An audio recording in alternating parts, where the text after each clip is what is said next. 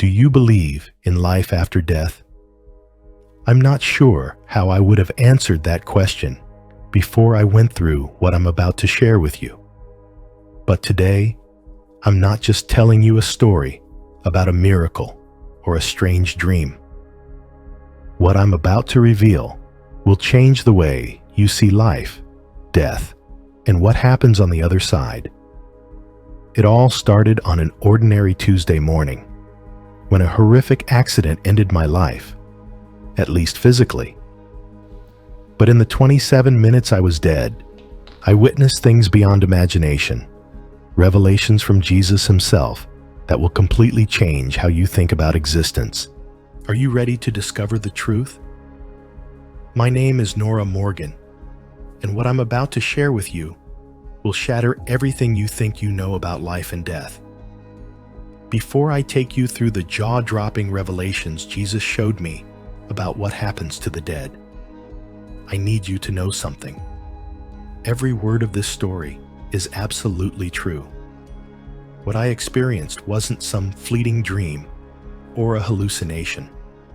It was more real than anything I've ever felt in my earthly existence.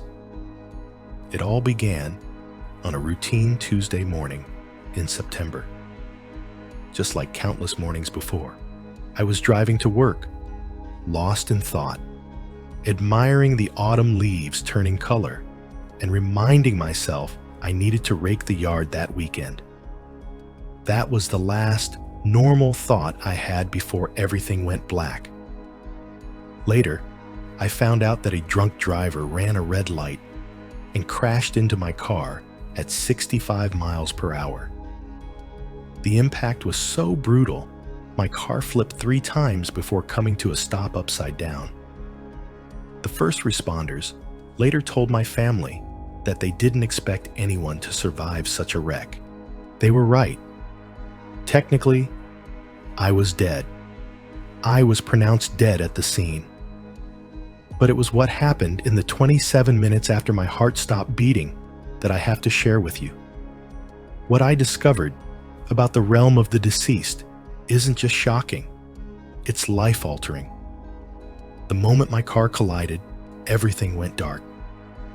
But then, something extraordinary happened. I woke up. Not in the way you wake up from sleep, but truly awake, more alive than I'd ever been. The pain vanished. I felt as light as air. Floating above my shattered car, I watched the paramedics work frantically on my broken body below.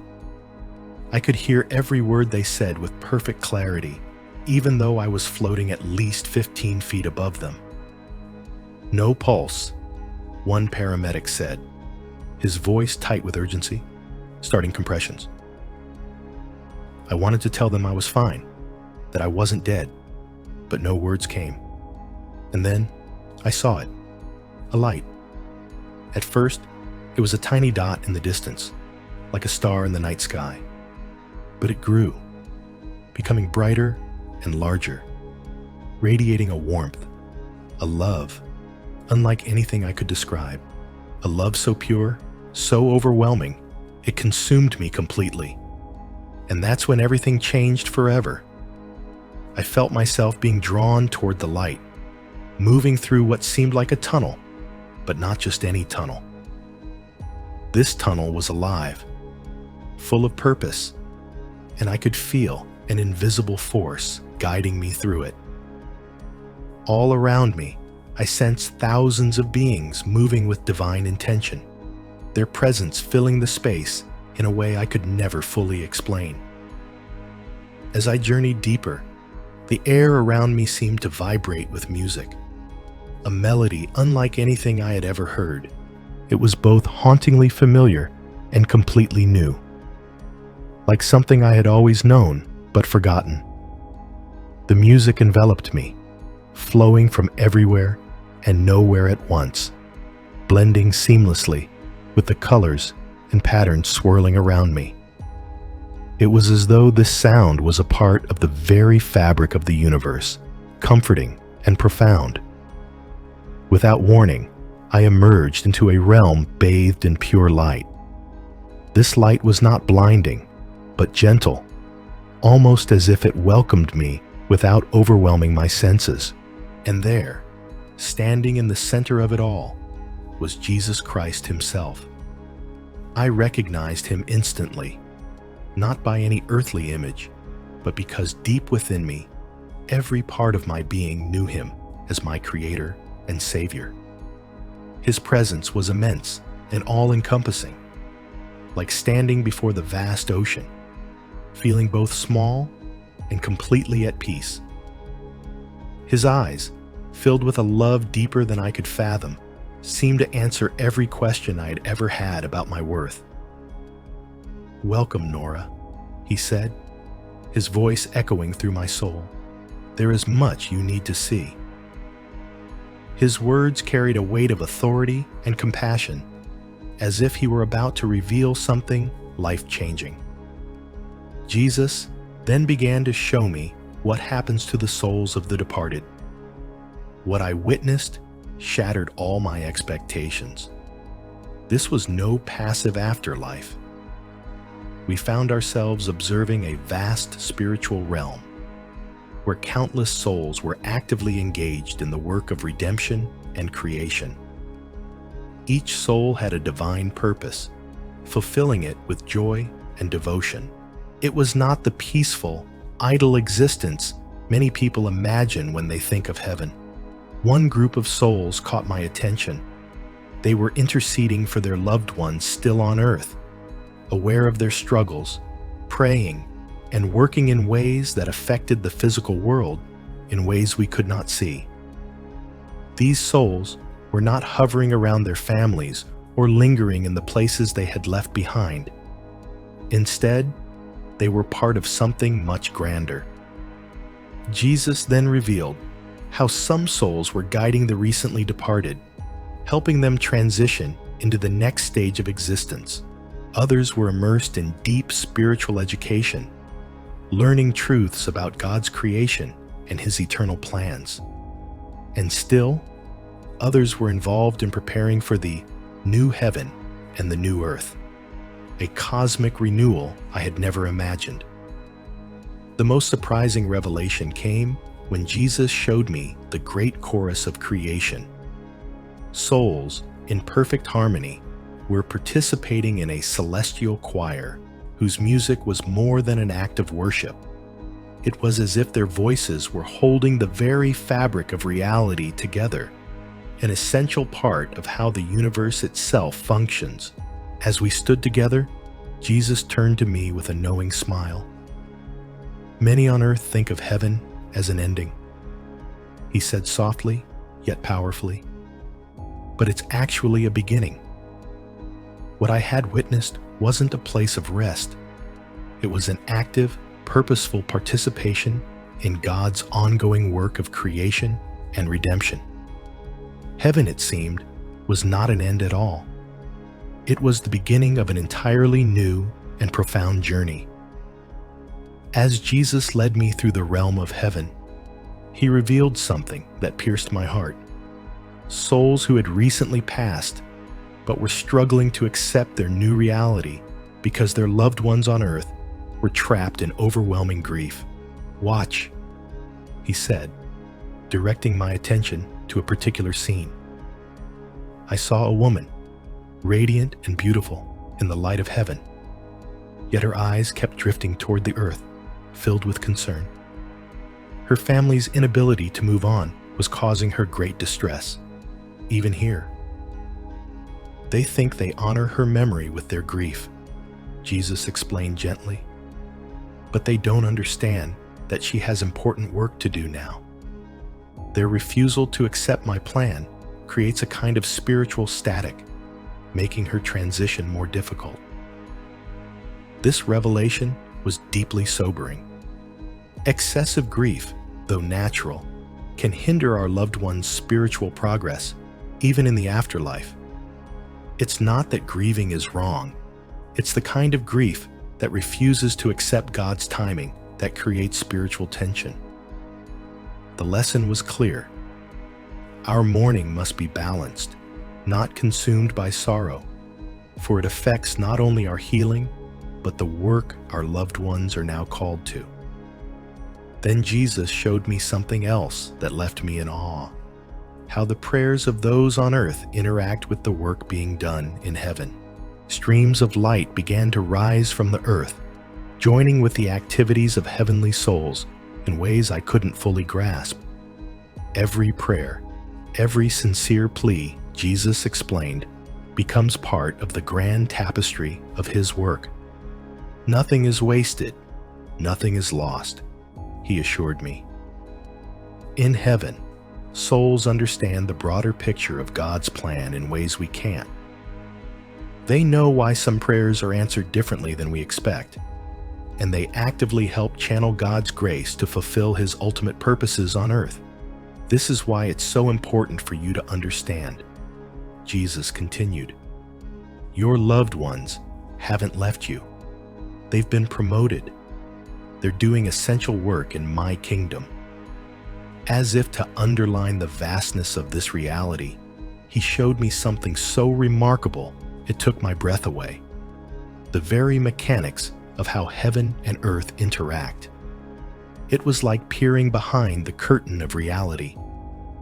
I saw angels and departed souls working together in perfect harmony, carrying out God's will with such joy and precision that I could hardly comprehend it. Heaven was not a place of passive rest.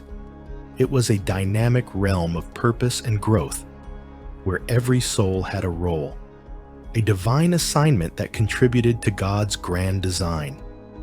Each task was meaningful, infused with joy, and aligned with His will. Then Jesus turned His attention to a pressing concern.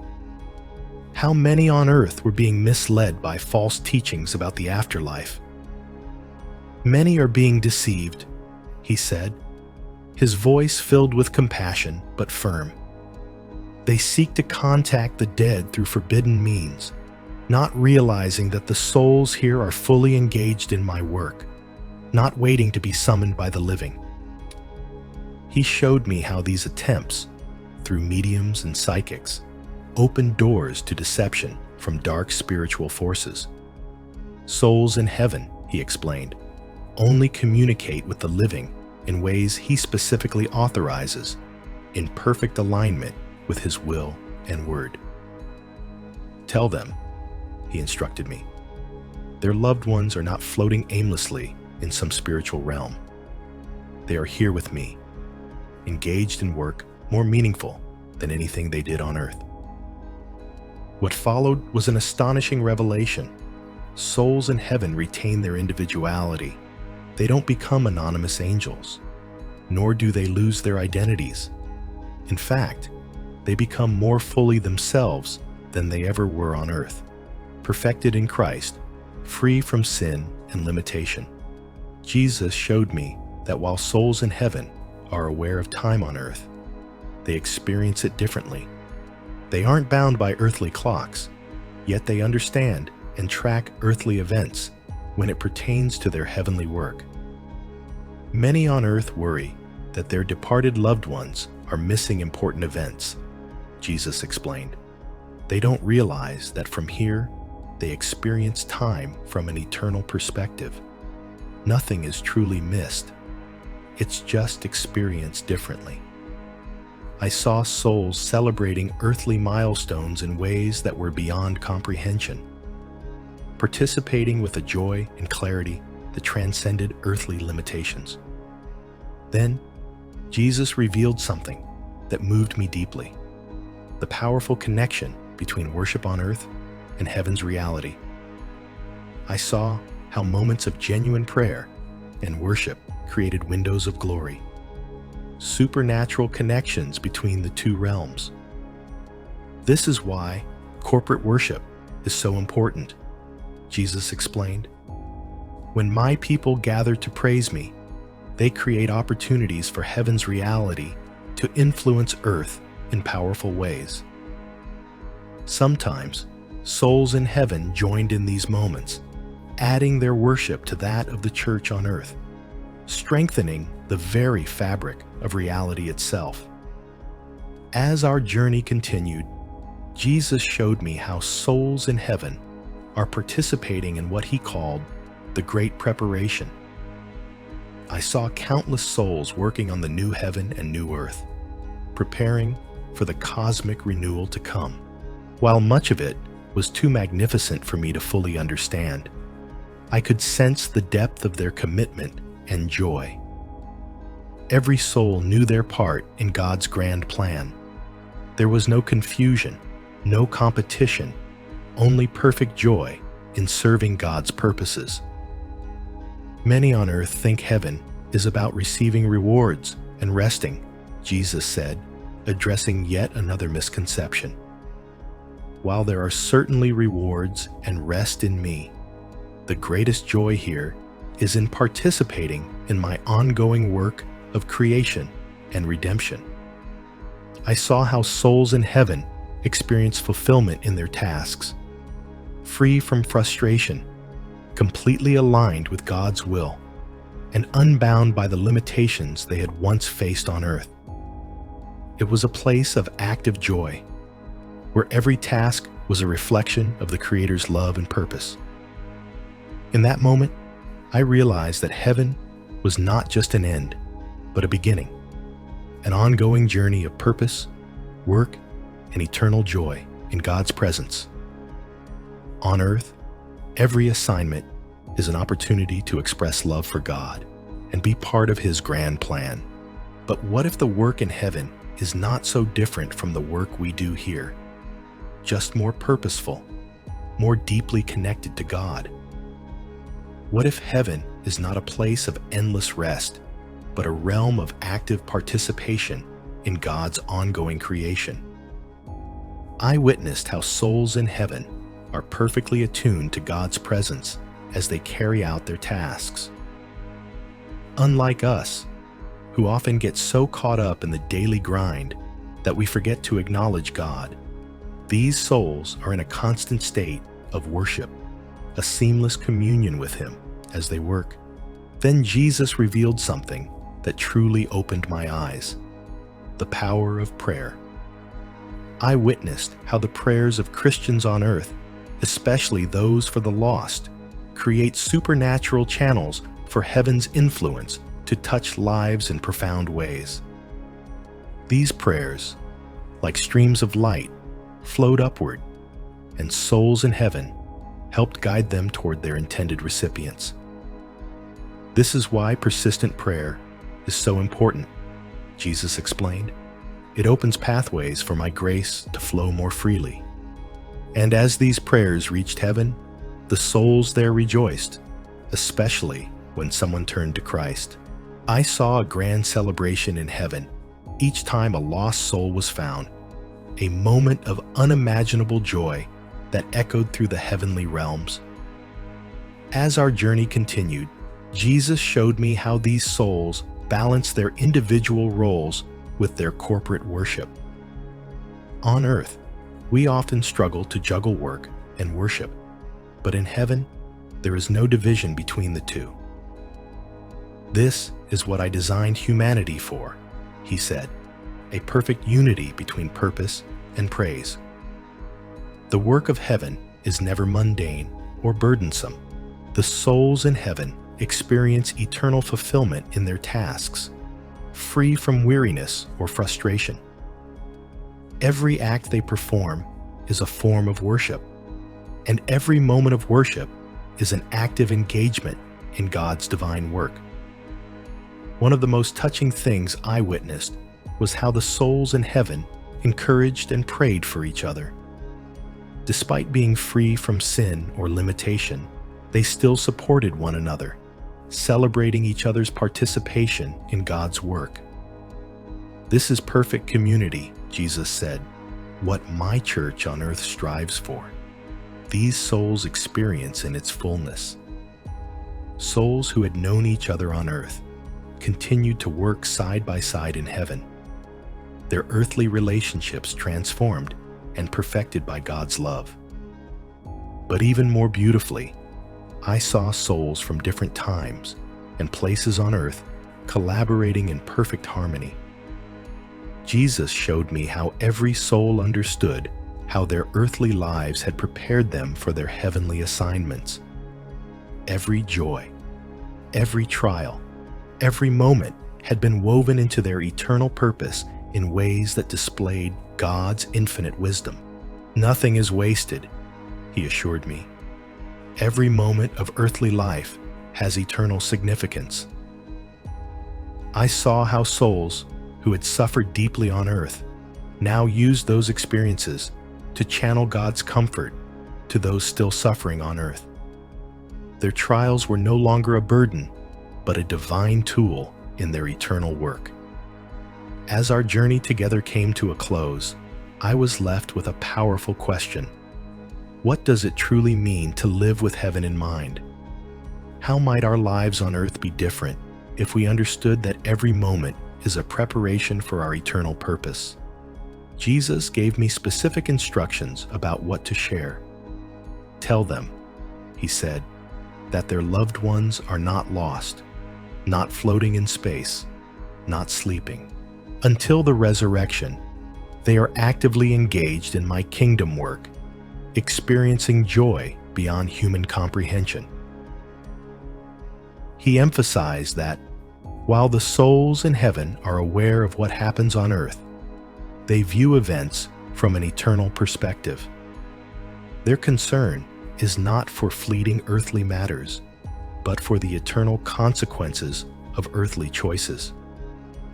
Tell them to live with heaven in mind, Jesus instructed me. The choices they make on earth have eternal implications. He then reminded me that every act of obedience, every choice to trust him, prepares us for our eternal assignment. And just before sending me back, Jesus showed me a glimpse of the future, when heaven and earth will be united in a glorious moment beyond words. Remember, he said, what you've seen is only a small part of what I have prepared for those who love me. The greatest wonders are yet to come. As those words echoed in my heart, I was suddenly pulled back through the tunnel of light, and the familiar sounds of medical equipment flooded my senses.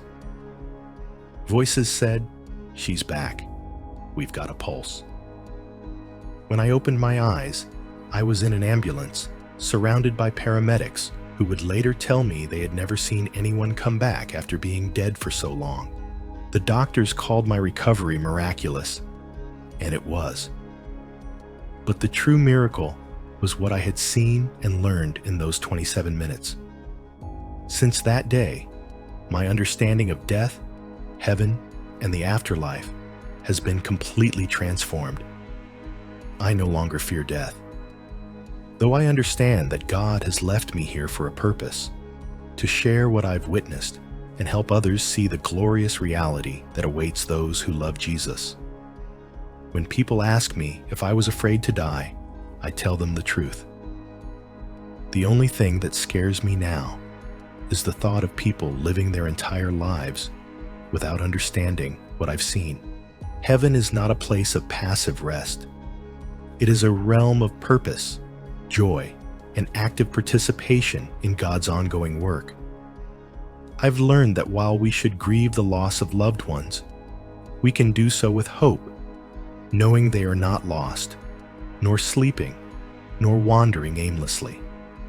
They are more alive than ever, fully engaged in work, far more meaningful than anything we can imagine on earth.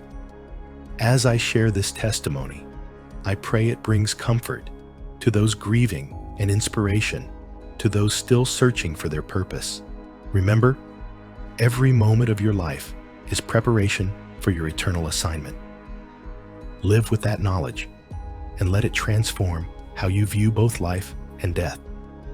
Jesus is real. Heaven is real. And the work being done there is more amazing than anything we can imagine. Our loved ones are not gone. They've been promoted to a higher service in God's kingdom. One day, if we remain faithful to Christ, we will join them in that glorious work. This is the truth about what the dead are doing now. They are not resting. they are alive, serving God with joy and purpose in ways that will astound us when we see it for ourselves. Until then, let us live with heaven in mind, knowing that our lives on earth are preparation for the eternal purposes God has designed for each of us. As Jesus said, the greatest wonders are yet to come. Live in that hope, and let it change everything about how you view this life and the next.